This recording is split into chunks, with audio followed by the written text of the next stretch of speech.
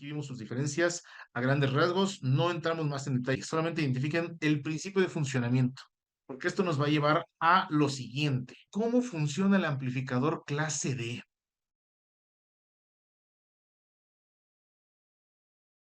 Hay muchos topologías de cómo se construyen los amplificadores, se clasifican según cómo funcionan o cómo generan la señal, cómo la amplifican. Entonces, sepan ustedes que en términos de audio de alta fidelidad, lo más recurrente para encontrar es la clase A, la clase AB, la clase D, la clase G. Son las más comunes para términos de audio de alta fidelidad. Pero aquí en medio tengo una lámina que dice clase B y eso es solamente para entender cómo ha ido evolucionando el amplificador a través de sus principales clases. Vamos a identificar el amplificador clase A. Antes de entrar de lleno a cómo funciona un amplificador clase A, sepan que para elevar la tensión, los amplificadores de audio utilizan elementos que se llaman transistores de estado sólido. Hoy en día, los transistores en un amplificador clase A operan de la siguiente manera. Hay un solo transistor para ejecutar todo el ciclo de amplificación. Y por todo el ciclo de amplificación nos referimos a que un solo transistor ejecuta la carga positiva y ejecuta la carga negativa. Uno solito, todo el tiempo está listo, todo el tiempo está preparado, todo el tiempo está caliente, está esperando ese ingreso de señal para poder generar algo más grande. Un solo transistor. Querida audiencia, es el mejor amplificador o la mejor clase de amplificación que existe a nivel mundial en términos de calidad. La mejor calidad que puedes obtener de un amplificador está en un clase A. Aquí está este señalamiento. Es la máxima calidad de audio conocida en un amplificador. Entonces, así funciona el amplificador clase A. Tiene un pequeño problema y no tan pequeño, la eficiencia. Al ser una sola pieza, siempre está preparada, siempre está caliente, siempre está consumiendo un montón de energía, aunque no lo estés usando. La eficiencia del amplificador clase A es muy baja, más o menos, es 15% de efectividad, de eficiencia. Eso significa que si yo quisiera generar en un amplificador clase A, escuchen esto, 15 watts, por poner un ejemplo, para generar 15 watts, mi amplificador tiene que estar consumiendo 100 o más de consumo eléctrico. Entonces, 15 watts para 100 watts de consumo a veces no es tan atractivo. No es el amplificador más eficiente que existe. Por eso se ha evolucionado. El clase A será muy bueno para términos de hi-fi, pero ha pasado por otros procesos. Lo siguiente que se inventó fue el clase B. Vean ustedes que el clase B no está dentro de los términos de amplificadores de hi-fi, pero vamos a conocer su funcionamiento porque este clase B nos permite funcionar el que sí está muy vigente hoy en día, que es el clase AB.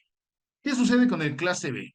En lugar de tener un solo transistor para generar toda la carga positiva y toda la carga negativa, en el amplificador clase B se emplean dos transistores y cada transistor se encarga de elaborar solamente medio ciclo, o sea, un transistor la mitad del ciclo, que es el positivo, y otro transistor la mitad del ciclo, que es el negativo.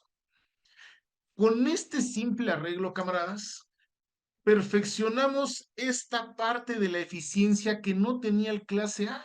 Con este amplificador, en esta construcción con doble transistor, sí logramos una mejor eficiencia. Ahora con esos mismos 100 watts de consumo podría generar 45 de potencia. Es un ejemplo de mejor eficiencia.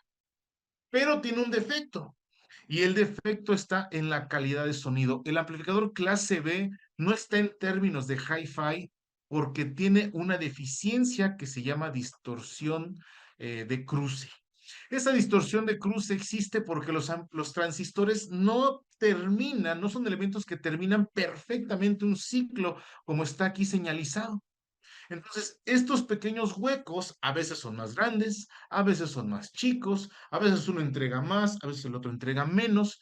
Es totalmente variable y totalmente audible la falta de calidad de este problema. Es un problema que se origina cuando utilizas dos transistores.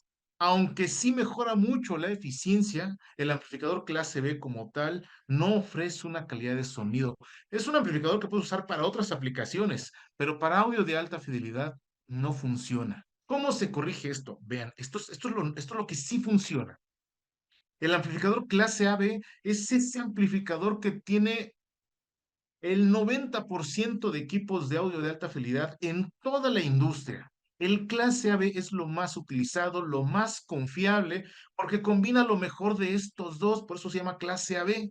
Es una combinación donde se emplean dos transistores, como acá, pero estos transistores tienen ciertos arreglos para que cada uno ejerza siempre más de la mitad de su ciclo. Entonces, garantizamos que la señal de audio, al amplificarse, no va a tener huecos.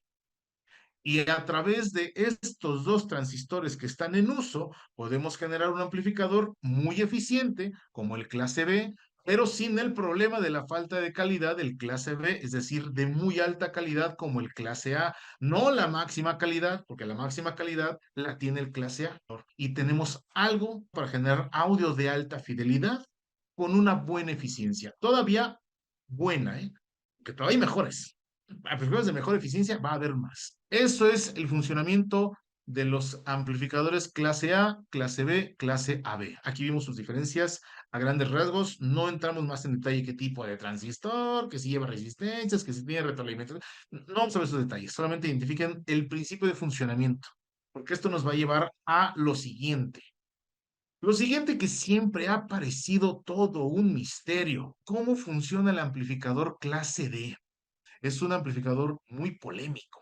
Bueno, pareciera complicado el clase D, pero aquí lo vamos a desglosar de manera muy simple. Hay que entender principalmente estos dos puntos. Uno, la señal se transforma en pulsos. Dos, el transistor amplifica pulsos. A ver, como introducción, el amplificador clase D no amplifica el audio en su forma original, la tiene que transformar en otra cosa. La tiene que transformar en otra cosa. Y ya que eso otro está generado, ahora sí le meto tensión, ahora sí lo amplifico. Vamos a ver cómo sucede esto. Lo primero, y se los digo, lo más complejo de entender el amplificador clase D es este pequeño diagrama que está aquí, y es muy simple. La primera etapa consiste en generar modulación. ¿Cómo genero modulación? Está bien papa, miren. Aquí está mi señal de audio original, ¿se acuerdan? La misma que hemos estado estudiando, a veces positiva, a veces negativa, a veces positiva, a veces negativa. Esta es una señal de audio analógica. A esa señal de audio analógica, yo le voy a agregar una señal de referencia. Esa señal no va a hacer absolutamente nada más que ser una referencia. Ahorita van a ver para qué. La señal de referencia de este ejemplo, de esta lámina, es una sierra o una señal triangular. Entonces, en esta sección que se llama comparador, yo ingreso mi señal original junto con una señal de referencia, que en este caso es triangular. ¿Para qué hago eso? Vean lo simple que es. Cuando hay una coincidencia entre mi señal original y la señal de referencia, se genera un punto. ¿Ya lo vieron? Esto aquí generó algo. Cuando hay otra coincidencia entre la señal de audio original y mi referencia, otro punto. Esto ya generó un módulo. Ahora, aquí hay una referencia y otra referencia, otro módulo. Referencia, referencia, módulo. Referencia, referencia, módulo. Entonces, cada vez que hay una coincidencia entre mi señal de referencia y mi señal original, se va a crear un módulo. Lo que estoy haciendo con todo el sentido del mundo se llama modular la señal. Estoy cambiando la forma de la señal de analógica, de un voltaje analógico, a un conjunto de módulos. A eso se le llama modulación. Eso es lo más complicado de la amplificación digital en términos de entendimiento. ¿Cómo convierto mi señal original en módulos? Se hace así. Se ingresa la señal original junto con una señal de referencia a un elemento que se llama comparador. Y el comparador a la salida, como ven aquí, va a entregar módulos. Aquí está. Toda esta sección de aquí abajo es esta parte que vemos aquí. ¿Qué sucede después? A estos módulos es a los que se les aplica tensión. Hay transistores diseñados específicamente para elevar tensión de señal modulada. Y estos son los famosos transistores MOSFET. Esos transistores MOSFET toman la señal modulada chiquitita y la amplifican. Vean cómo cambia la amplificación. No estoy amplificando este bolo de frecuencias complicadísimo, únicamente estoy amplificando módulos, módulos. Una vez que ya están amplificados estos módulos, lo único que resta es regresar o restaurar la señal analógica otra vez. Eso se hace a través de filtros de pasa baja. Esos son filtros que se encargan de volver a recuperar la señal que está metida, o sea, si hay una señal analógica metida adentro de esos pulsos modulados ya amplificados. Vean que estos pulsos están aquí atrás y allá adentro existe esta misma señal que estaba acá, pero ya amplificada. ¿Cómo se restaura? A través de filtros pasa baja.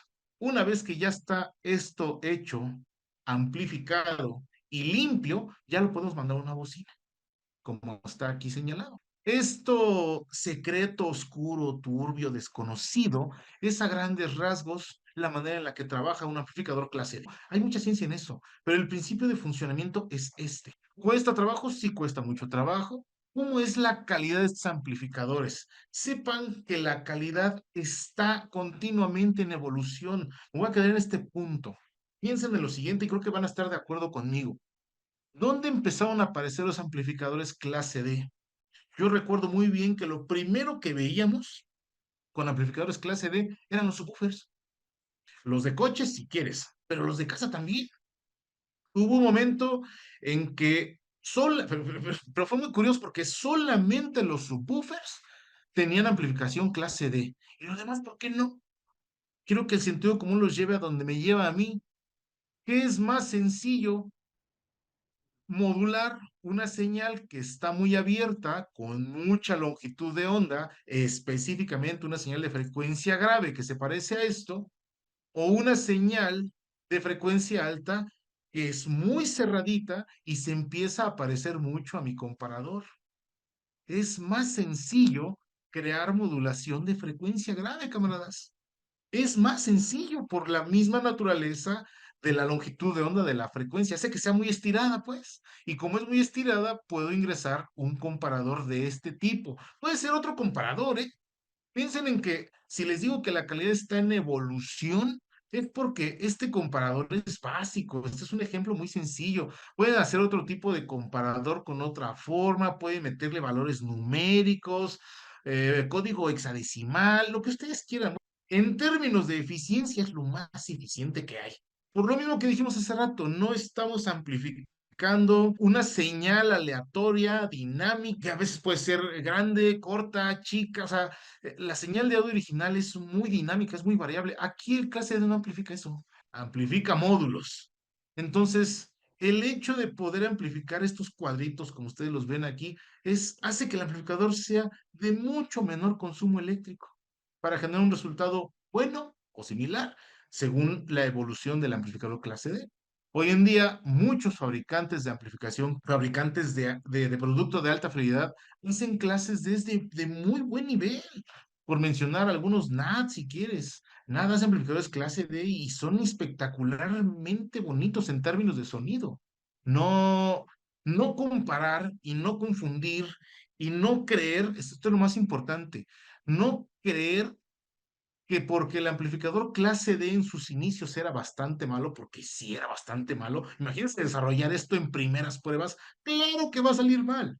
En sus principios, hace 20 años, 25 años tal vez, era medio malo, no porque hace 25 años haya sido así, el día de hoy sigue siendo igual. No, claro que no.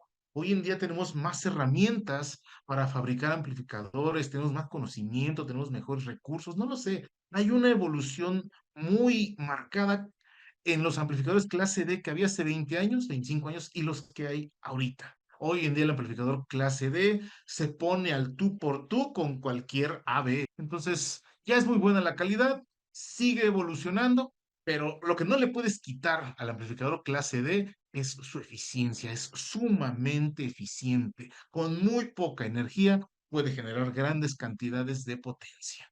Ahora sí, el clase G. Resulta ser que el clase G es una evolución del sistema AB. Si entendimos hace rato el AB que era dos transistores y cada uno hacía más de medio ciclo, eso se sigue aplicando aquí.